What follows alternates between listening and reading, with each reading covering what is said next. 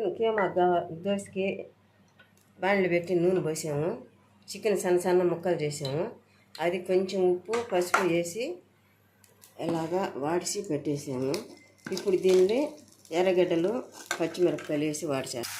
నూనె అయితే కాగింది. ఎర్రగడ్డలు వేసేసాం. సన్నగా ముందే కట్ చేసి పెట్టాము.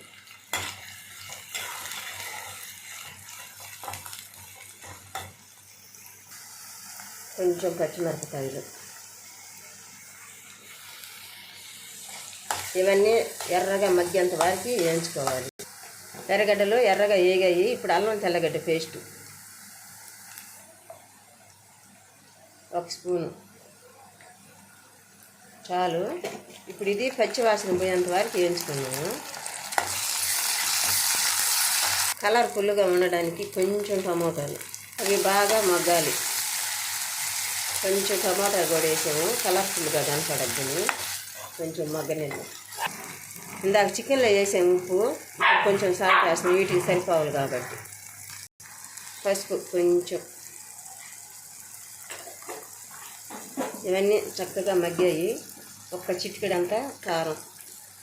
ఇవన్నీ కూడా రుచి కోసమే.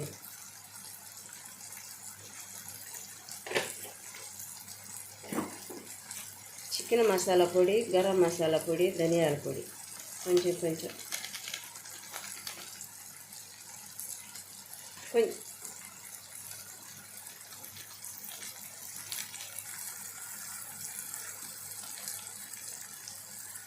ఒక చిటికెడు అంతా వేస్తున్నాం. కొంచెం మిరియాల పొడి. ఇవన్నీ వేస్తేనే దోశ బాగుంటుంది.